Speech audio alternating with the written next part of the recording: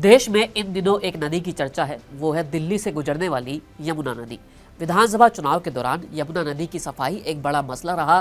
BJP ने दावा किया कि वो यमुना को साफ कर देगी, यहाँ पर एक रिवर फ्रंट भी बन जाएगा। लेकिन क्या ये सब कुछ सच में संभव है? दावा तो इसी तरह से किया जा रहा है और माहौल भी ऐसा ही बन रहा है, क्योंकि इन दिनों सोशल मीडिया पर यमुना सफाई की कुछ वीडियो वायरल भी होने लगे हैं। ये वैसा ही माहौल है जैसा कभी गंगा सफाई को लेकर बनता रहा है। लेकिन क्या सचमुच देश या दुनिया में ऐसा हुआ है कि एक तरह से नाला बन चुकी किसी नदी को फिर से जीवित कर दिया हो? अगर दुनिया में नज़र घुमाएंगे तो आपको बहुत से उदाहरण मिल जाएंगे। अपने भारत में ही साबरमती समेत कुछ नदियों का उदाहरण भी मौजूद है। लेकिन अगर बाहर की नदियों की बात करें तो दो सबसे बड़े उदाहरण सामने आते हैं जिनकी हम यहाँ पर बात करेंगे। सबसे पहले बात करते हैं यूरोप की सबसे बड़ी नदियों में से एक यानी कि राइन नदी की। कहने को तो ये नदी यमुना के लगभग बराबर ही है और इसकी कुल लंबाई 1260 किलोमीटर के करीब है। लेकिन कमाल ये है कि ये करीब 6 देशों से निकलती है। स्विट्जरलैंड से शुरू होकर ये नदी जर्मनी, ऑस्ट्रिया, नीदरलैंड्स, फ्रांस से होकर गुजरती है और फिर उत्तरी सागर में जाकर मिल जाती है। एक लंबा समय था जब इस नदी की गिनती दुनिया की सबसे दूषित नदियों में होती थी, लेकिन व्यवसाय के तौर पर इसके महत्व को देखते हुए इसे साफ करने का बीड़ा उठाया गया। इस नदी को साफ करने के लिए हर देश ने अपनी कोशिशें की, जिसके तहत हर शहर और बड़ी आबादी वाले इलाकों में वाटर ट्रीटमेंट प्लांट की व्यवस्था की गई और उद्योगों के लिए नए नियम लागू किए गए। साथ ही नदी में सीधे तौर पर किसी भी तरह की गंदगी डालने पर रोक लगाई गई। एक अहम काम जो यहाँ पर हुआ वो ये भी था कि हर निश्चित दूरी पर वाटर सैंपल की व्यवस्था की गई ताकि देखा जा सके कि नदी कहाँ गंदी हो रही है। नदी के कुछ हिस्सों में पूरी तरह से आसपास ग्रीनरी तैयार की गई ताकि नदी के स्वास्थ्य का भी ध्यान रखा जाए।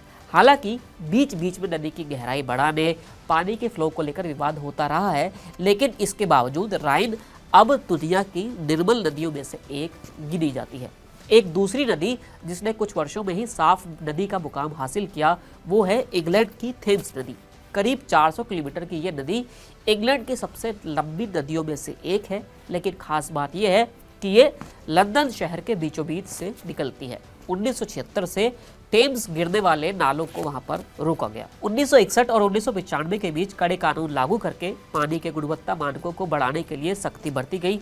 तत्कालीन ब्रिटिश प्रधानमंत्री मार्गरेट थैचर ने 1989 में सुरक्षात्मक राष्ट्रीय नदी प्राधिकरण की स्थापना के साथ साथ निगरानी भी सुनिश्चित की। टेम्स में ऑक्सीजन के स्तर को बढ़ाने के लिए बड़े ऑक्सीजनरेटर यानी कि बबलर की व्यवस्था की गई। यहाँ जल प्राधिकरण ने 1980 के दशक की शुरुआत में नदी के किनारे प्रोटोटाइप ऑक्सीजनरेटर विकसित किए। ये पानी में ऑक्सीजन और मछलियों की आबादी बढ़ाने में वहाँ पर एक टर्निंग पॉइंट साबित हुए। पानी साफ हुआ, ऑक्सीजन की मात्रा भी बढ़ी और समुद्री जीव भी वहाँ पर ज़्यादा होने लगे।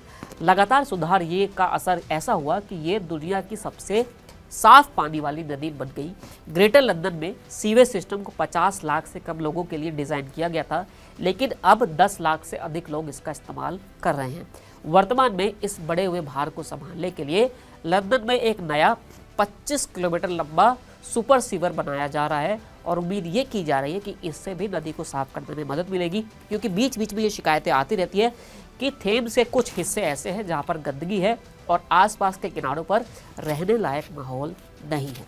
लेकिन उम्मीद है कि भारत भी दूसरे देशों से सबक लेकर अपने सीवेज सिस्टम को बेहतर करेगा ताकि नदियों को लंबे वक्त तक साफ रखा जाए। देखना होगा कि यमुना पर किए गए वादे कब तक पूरे होते हैं और कैसे पूरे होते हैं। फिलहाल इस वीडियो में इतना ही, फिर मिलेंगे नए वीडियो के साथ। शुक्रिया।